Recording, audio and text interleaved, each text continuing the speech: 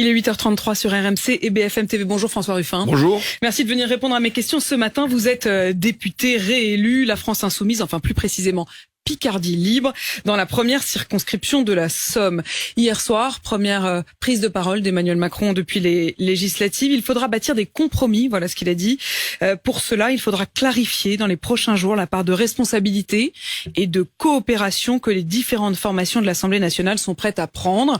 Et là, il lance envers vous, envers les oppositions, une sorte de deal. Il faudra qu'ils disent en toute transparence jusqu'où ils sont prêts à aller pour avancer utilement. Jusqu'où serez-vous prêts à aller? Moi, je n'ai pas vu de compromis de la part du président de la République, en tout cas. Il démarre son intervention en disant « Vous m'avez renouvelé votre confiance sur le fondement d'un projet clair en me donnant une légitimité claire ». Il y a 3 phrases, 3 mensonges. Parce que jamais on lui a renouvelé sa confiance. Jamais il a été réélu. Oui, mais c'est pas de la confiance envers le président de la République. Il n'a pas été majoritaire, loin de là. Et le projet clair, il y en a pas eu dans sa campagne, et il a aujourd'hui pas de légitimité claire. Qu'est-ce qui se passe dans mon département, dans la Somme? Le président de la République est pas fichu d'amener la moitié de ses candidats au 2e tour. Donc il y a un désaveu là, et ça veut dire quoi? Ça veut dire que il nous dit pas hier, voilà, que par compromis, j'ai renoncé à la réforme de retraite. Ou par compromis, j'ai renoncé à mon programme caché, vous savez, le programme de stabilité qu'il a envoyé à la Commission européenne en disant, voilà, il va falloir faire 80 milliards d'économies. Quand on dit 80 milliards d'économies, ça veut dire qu'il va falloir tailler sur à peu près tout, tailler sur les retraites, mais sur l'hôpital. Vous nous refaites la campagne, François Ruffin. Vous pouvez pas carrément là faire un procès en illégitimité. Il y a eu des élections présidentielles, on a l'impression que vous les oubliez. Moi, je dis qu'il y a une légitimité pour Emmanuel Macron à être à l'Élysée. Il n'y a pas de légitimité pour son projet. D'abord parce que... Donc les élections, c'est légitime quand il vote pour vous aux législatives et c'est illégitime quand il vote pour lui aux présidentielles.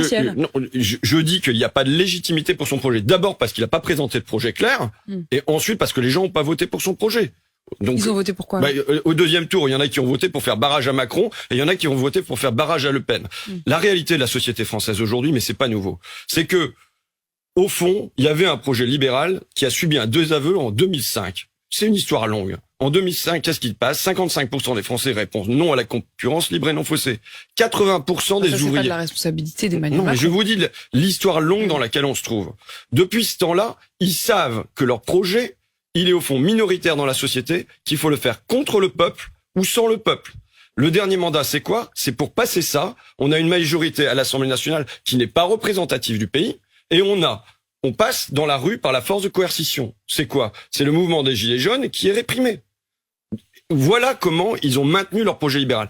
Il faut comprendre qu'aujourd'hui, on arrive à la fin d'une histoire. C'est la fin d'une histoire, de cette histoire libérale, où on parvient à imposer son projet contre la société, et là, il n'y a même plus de majorité à l'Assemblée pour le faire. Je voudrais quand même comprendre, François Ruffin, si je vous prends au mot, vous êtes en train de nous dire que les 5 années qui s'ouvrent sont 5 années d'illégitimité, qu'au fond, le président, avant même de commencer ce second mandat, devrait mieux le terminer. Enfin, je veux dire... Je suis favorable, oui. Mais, oui, vous y êtes favorable. Vous vous dites, au fond, on efface tout, on recommence? Ouais, je pense que là, il n'y a pas de légitimité au président de la République pour porter un projet, pour continuer son projet. S'il continue, ça va être quoi? Ça va être en violentant la société française. Parce que la société française, aujourd'hui, elle ne veut plus du projet où on instaure de la concurrence sur les écoles, où on instaure de la concurrence sur le rail, où on instaure de la concurrence partout. C'est fini. Quand vous dites j'y suis favorable, vous seriez favorable au fait qu'il démissionne? S'il veut, moi je vais pas m'y opposer, hein. Mais ça, c'est à lui d'en décider. Aujourd'hui, en tout cas. Non, mais ce serait la logique pour vous, en fait. En tout cas, aujourd'hui, il n'y a pas il a pas de légitimité. Je dis juste, je le répète, il n'a pas de légitimité à porter son projet dans la société. Bien. Cela dit, il est là. Il est à l'Élysée, il fait cette déclaration hier et il vous propose le marché. Il dit voilà, je pars 2 jours à Bruxelles. Quand je reviens, c'est à vous, les partis d'opposition, de dire jusqu'où vous serez prêts à aller, c'est-à-dire soit une coalition globale. C'est à lui de nous dire jusqu'où il est prêt à aller pour les Français. Est-ce qu'il est prêt à faire le SMIC à 1500 €? Est-ce qu'il est prêt à indexer les salaires sur l'inflation comme je le réclame maintenant depuis 1 an et demi? Parce que on a aujourd'hui une inflation qui est galopante, plus de 5%. Dans mon coin, dans la Somme, c'est pas 5%. Parce que quand on se déplace en voiture et qu'on se chauffe au fioul, on est sans doute à 8-10% d'inflation. Qu'est-ce qu'il est prêt à faire là-dessus? Mais qu'est-ce qu'il est prêt à faire? Vous voyez, puisque je parle de l'essence. Est-ce qu'il va dire le mot total à un moment? Est-ce qu'il va dire, c'est pas normal que Total fasse 5 milliards d'euros de bénéfices sur les 3 premiers mois de l'année? C'est pas normal que le PDG de Total, monsieur Patrick Pouyanné, s'augmente de 52%. Le ministre de l'économie lui-même, Bruno Le Maire, avait envisagé à un moment la question de la participation. Il avait dit aux entreprises qui font des profits de participer elles aussi à l'effort. Ils envisagent que peut-être ils vont verser leur obol. Non, c'est pas ça la question. Là, ce sont des milliards d'euros. Il faut que les Français comprennent ça, mais ils le savent. C'est qu'aujourd'hui, il y a un gavage gigantesque qui s'opère en haut. Et tout ce qui va être proposé par monsieur Macron, c'est de refiler des miettes en bas. Comment j'ai fait ma campagne, moi? J'ai fait ma campagne en demandant, mais est-ce que vos salaires, ils ont triplé? Est-ce que vos retraites, elles ont triplé? Est-ce que vos allocations, elles ont triplé? Les gens, ils rigolaient. Ils disaient, mais les fous, pourquoi ils me demandent ça? Non, ça n'a pas triplé, tout ça. Pourquoi? Parce que les 5 premières fortunes, sous Macron, elles ont triplé. Donc, aujourd'hui se pose la question du partage de manière centrale dans la société. Mais évidemment, là, vous mettez sur la table quelque chose dont vous savez bien que Emmanuel Macron ne le fera pas. Mais c'est quand même incroyable. Donc, je veux dire, moi, je veux bien si chacun reste sur ses positions, il va rien se passer. Non, mais c'est quand même incroyable, Madame de Malherbe, ce que vous partez avec cet a priori-là. Je veux dire, se dire qu'on est dans une société où les grandes fortunes ont triplé, où Total se gave, et vous dites d'emblée, c'est normal, le président de la République, on sait très bien, au fond, ce que vous me dites, on sait très bien que c'est le président des riches, qui les protège, et donc, au fond, il va pas aller tirer de l'argent sur eux. Ce que je veux dire, c'est que vous aviez chacun des programmes, et qu'en effet, vos programmes sont radicalement opposés. Ça, c'est clair. Mais un compromis. Mais il y en a un qui a été élu à la présidence, et il y en a d'autres qui ont été élus au Parlement. Soit vous restez chacun à vous tourner le dos, soit vous dites on fait des compromis. Les compromis, ça marche dans les deux sens. Si le compromis marche dans les deux sens, de combien monsieur Macron est prêt à taxer ses petits amis? Et vous, de combien est-ce que vous seriez prêt à baisser vos attentes? On verra. Mais pour l'instant, je n'entends pas un mot de monsieur Macron pour dire... Donc pour vous, on verra. Pour lui, il faut qu'il donne des gages.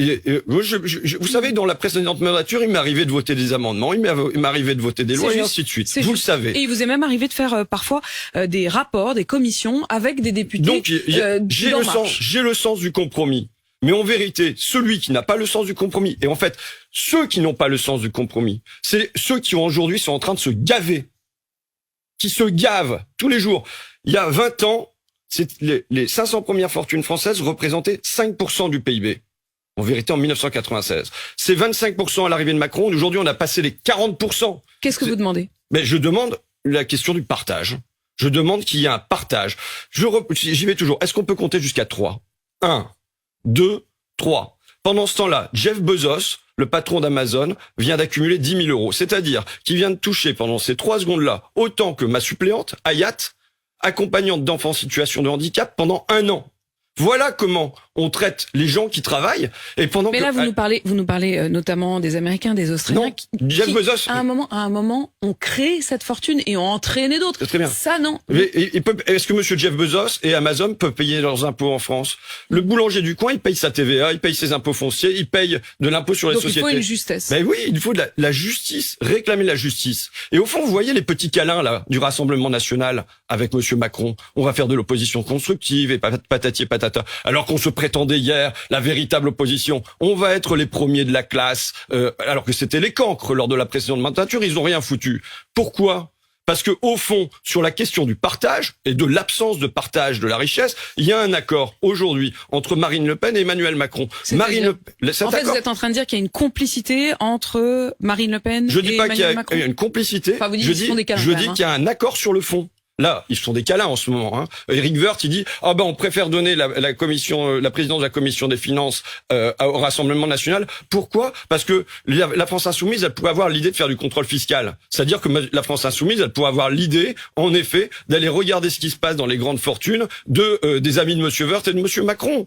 Et qu'est-ce qui se passe pour est-ce qu'ils payent leurs impôts en France, et ainsi de suite? En effet, d'ailleurs, du côté du RN comme du côté d'En Marche, vous êtes le mauvais exemple. C'est-à-dire, vous êtes celui que chacun ou chacune, en l'occurrence, vous allez voir, prend en exemple pour dire on ne veut pas de ça. Aurore Berger, qui a été élue hier, la présidente du groupe des macronistes à l'Assemblée, elle a laissé entendre que parfois, entre le RN et LFI, elle avait du mal à choisir. Et elle a pris votre exemple. Elle dit on avait des cas où c'était compliqué de définir qui était le candidat le plus républicain.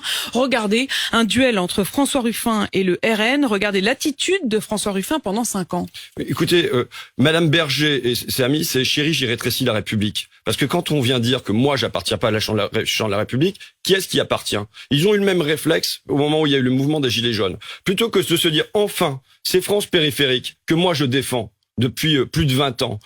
Jusqu'à maintenant, elles souffraient en silence. Elles étaient hors du champ social. Elles prennent place sur les ronds-points. Marine Le Pen, dans ces cas-là, a été une des premières à en parler. Non, mais je veux dire, vous ne le fassiez. Non. Moi, ça fait 23 ans que je suis journaliste en Picardie. Ça fait 23 ans que je parle de ces invisibles. À un moment où Madame Le Pen, elle était à Saint-Cloud, elle défendait un projet libéral. D'accord? Enfin, vous pouvez pas dire qu'elle a pas eu des élus dans le Nord. Non, je dis pas ça. Je dis, là, vous me renvoyez à Madame Le Pen. Je vous dis, moi, ça fait 23 ans que ces France périphérique, cette France des Gilets jaunes. Je ne vous retire pas cette légitimité. Voilà. Simplement. Je dis simplement que vous n'êtes pas le seul. Non, en tout cas, je le fais depuis plus longtemps que les autres. D'accord? Mais je cherche même pas à avoir. Vous étiez proche. Je m'en fiche. Okay. Je m'en fiche. C'est pas ça le sujet.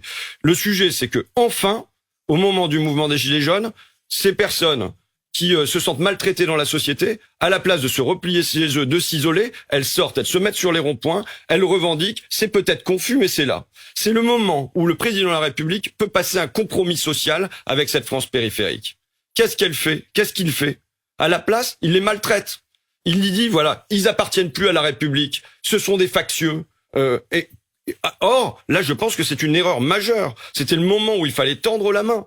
Tendre la main, c'était quoi? Il a mis des milliards sur la table. Non, il y avait, non. À ce moment-là, est-ce que vous pensez que les Gilets jaunes et ceux qui étaient autour d'eux ont eu le sentiment que le président de la République se tournait vers eux et qui passait un compromis social avec eux? Mais est-ce qu'au fond, l'Assemblée telle qu'elle est aujourd'hui n'est pas plus représentative? Une des revendications, c'était aussi d'être entendue. Je vais y venir. Je vous réponds. Sur le compromis social, qu'est-ce qui n'a pas été fait? Sur le plan social, il était réclamé à l'époque la TVA à 0% sur les produits de première nécessité. Oui. Est-ce que ça a été fait? Non. Par le président de la République? Non. Retour de l'impôt de solidarité sur la fortune, c'est-à-dire une justice fiscale. Est-ce que ça a été fait par le président de la République? Non. Référendum d'initiative citoyenne porté par les Gilets jaunes. Est-ce que ça a été fait par le président de la République? Vous-même, vous trouvez des revendications comme si c'était aussi évident. Non. On le sait bien, les Gilets jaunes, et vous êtes le premier à les avoir filmés. Il y a eu. C'était quand même plus complexe. C'était complexe, si vous voulez, mais à la fin, mais à la fin, il y avait un cahier qui était qui faisait pas 2600 pages, et il y avait une cohésion quand on passait sur les ronds-points où il y avait des cahiers de doléances. Et d'ailleurs, ces mesures-là, quand on demande aux Français est-ce que vous en voulez, ils sont 80 à 90% à dire qu'ils en veulent. Un compromis social avec cette France-là aurait été de porter au moins l'un de ces points. Dans le paquet pouvoir d'achat, parce que c'est un des points sur lesquels il vous renvoie la balle en quelque sorte, il dit, voilà, sur la question du paquet pouvoir d'achat, il faut pouvoir avancer vite. À quelles conditions est-ce que vous, François Ruffin, par exemple, vous seriez prêt à signer, à voter une loi avec le gouvernement? D'abord, s'il va récupérer de l'argent sur ses amis qu'il a gavés pendant 5 ans. Mais ça doit être dans le paquet pouvoir d'achat. Ah bah oui, comment on finance? Ça doit être dans le paquet pouvoir d'achat. Parce que si c'est pour nous faire une opération pièce jaune à nouveau, je veux dire, Monsieur Macron, c'est l'homme des primes et des petits chécounets. C'est comme ça qu'il traite. Il traite pas la question de fond. La question de fond, c'est la valeur du travail aujourd'hui.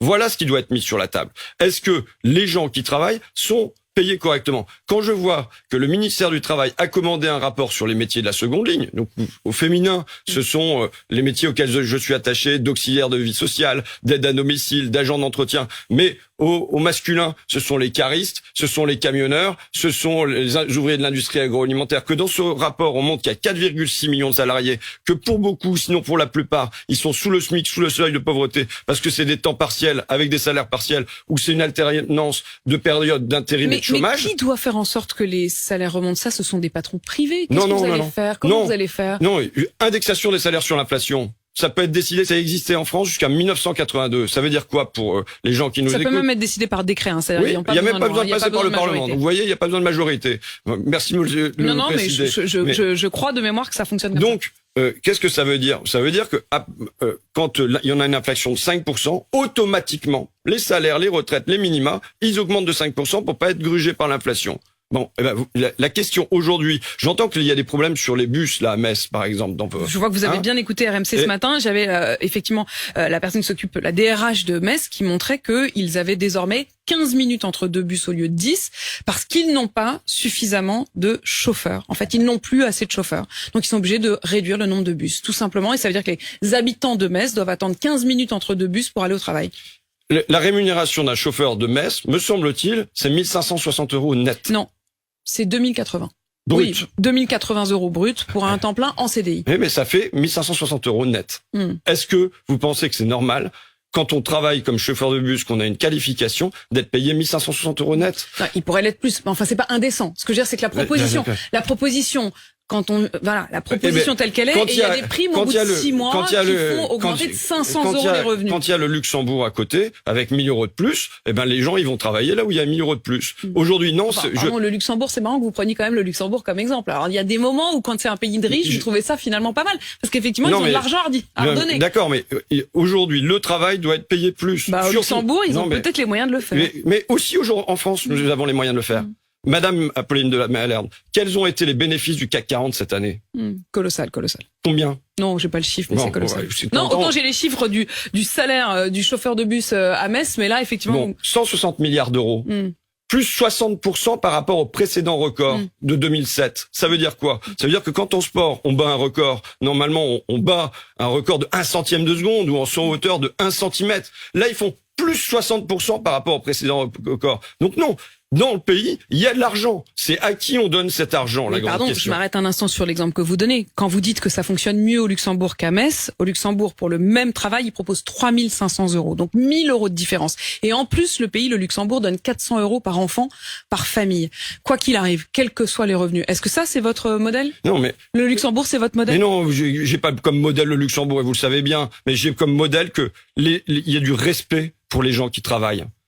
Pour les gens, comment on peut accepter que dans notre pays, on ait des centaines de milliers d'aides à domicile qui ont des petits bouts de contrat le matin, des petits bouts de contrat le midi, des petits bouts de contrat le soir, et que à la fin de leur mois, ça ne fait pas le SMIC, et on accepte ça dans notre pays? Est-ce que dans le programme, si dans la loi pouvoir d'achat, il y a le SMIC pour toutes les auxiliaires de vie, je peux vous assurer que je voterai dès demain cette partie.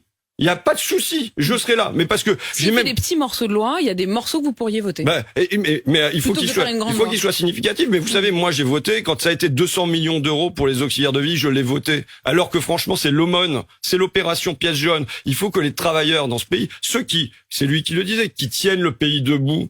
C'est pas le CAC 40 qui le tient. Ce sont les auxiliaires de bus, ce sont les chauffeurs de bus. Eh ben, il faut que dans ce pays, ils soient payés comme il faut. Il doit y avoir un respect de la valeur du travail. C'est-à-dire que le travail, ça doit pas être, on en prend des petits bouts, ou alors on multiplie parce que c'est le grand. Le chèque alimentaire, vous pourriez accepter de le chèque soutenir alimentaire. La démarche? D'abord, je vais vous dire 2 choses. Premièrement, j'en ai marre des chèques, j'en ai marre des primes. J'en ai marre de ces opérations pièces jaunes où on vous achète un petit bout. Vous voulez des salaires, quoi. Je veux quelque chose qui structure l'économie dans la durée. Pas qu'ils viennent, bon voilà, vous aurez votre aumône et vous serez content. Non, on n'est pas là pour filer les miettes. On est là pour changer quand même le fait que c'est pas normal que en haut, ils se gavent, vous l'avez vu, je vous ai donné des chiffres. Et en bas, c'est rationné surtout. C'est rationné même dans les EHPAD. Regardez, les EHPAD sont une illustration de notre société. C'est quoi? Ce sont des personnes âgées qui sont rationnées sur leur couche, qui sont rationnées sur leur gâteau de pépito au goûter, qui sont rationnées sur leur crouton dans la soupe, et à l'autre bout, il y a des profits pour les actionnaires de ces grandes entreprises. Mais on le voit bien, ça craque. De fait, ça craque. Et donc, pourquoi aujourd'hui il n'y a pas de soignants à l'hôpital? Parce qu'ils se sont sentis maltraités dans leur salaire, maltraités dans leurs conditions de travail, mais aussi maltraités autrement. Il faut voir que les travailleurs ne sont pas interchangeables. Vous n'êtes pas interchangeable, Madame Apolline de Malherbe.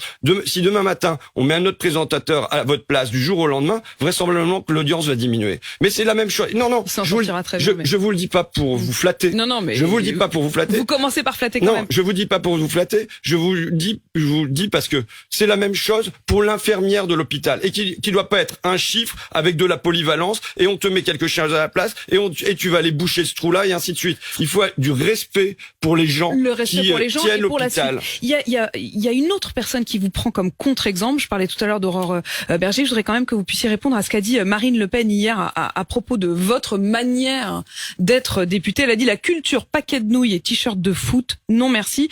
Je vais laisser ça à Ruffin et aux autres zadistes de la LFI.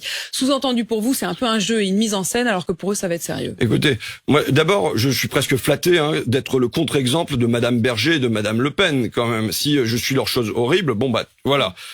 Ensuite, mais est-ce que parfois vous vous regardez pas un peu dans le miroir?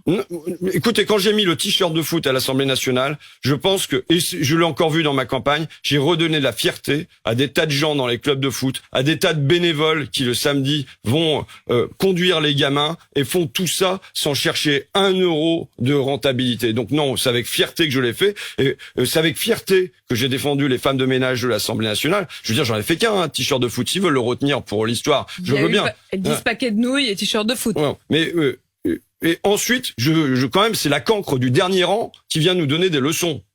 Parce que qu'est-ce qu'a fait Marine Le Pen pendant les 5 dernières années à l'Assemblée nationale? Elle a touché son salaire. Ça, les 7 500 €, elle les a touchés. Mais qu'est-ce qu'elle a fait derrière?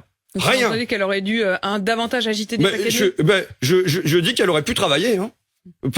Elle se prétend là maintenant comme la défenseur des retraites. Pendant ce temps-là, combien de mots elle a prononcé? Elle a prononcé une phrase, 7 mots, en 2 mois de débat à l'Assemblée nationale sur les retraites. Il faut que les gens le sachent, comment ils ont été défendus. Voilà, ils vont être 89. Oui, d'accord, mais elle pouvait faire son boulot. Moi, j'ai prononcé 7000 mots. J'ai pas arrêté de faire des discours dans tous les sens pour m'opposer à le système à points de Macron. Donc, vous savez, j'ai même calculé combien je suis compétitif par rapport à un député Rassemblement National lors du précédent mandat. Je suis 40 fois plus compétitif en termes de nombre d'amendements déposés et au coût de revient de l'amendement. Je vous opposerai quand même que vous étiez dans un groupe là où eux n'y étaient pas. Très bien, mais il y a des tas de gens. Maintenant, il y a des tas pour de le gens. coup, vous avez raison, il faudra compter. Il faudra compter à partir de maintenant où vous êtes à peu près à équivalent. Non, mais il y a des tas de gens dans l'hémicycle qui n'appartenaient pas à des groupes. Je peux citer Delphine Bateau, je peux citer Nicolas Dupont-Aignan, vous voyez, dans des bords différents, qui se sont retrouvés hors groupe et qui ont bossé. Donc maintenant, les cancres du Rassemblement national, en plus qui hier se présentaient la seule opposition à Emmanuel Macron et qui maintenant sont prêts à sauter dans leurs bras. Vous estimiez qu'il y avait même une forme de complicité dans leur câlin. François Ruffin, merci d'avoir répondu à mes questions ce matin. Député donc Picardie Libre de la Somme, il est 8h54 c'est Picardie debout, mais peu importe. Sur RMC et BFM TV.